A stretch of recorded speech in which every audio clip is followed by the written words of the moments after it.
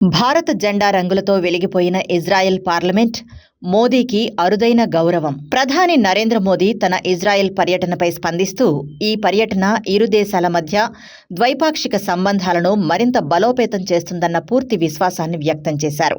2017 తర్వాత మోదీ ఇజ్రాయెల్లో పర్యటించడం ఇది రెండోసారి.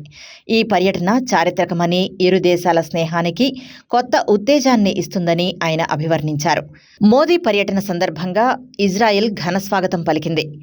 ప్రధాని మోదీకి స్వాగతం పలకడానికి ఇజ్రాయెల్ మొత్తం ఉత్సాహంగా ఉంది. ఆయన ఇజ్రాయెల్కు నిజమైన స్నేహితుడు అని ఆ దేశ ప్రతిపక్ష నేత యాయిర్ లాపిడ్ పేర్కొన్నారు. దీనికి తోడు మోదీ గౌరవార్థం ఇజ్రాయెల్ పార్లమెంట్ నెస్సెట్ భవనాన్ని మంగళవారం రాత్రి భారత త్రివర్ణ పతాక రంగులతో దేదీప్యమానంగా అలంకరించారు.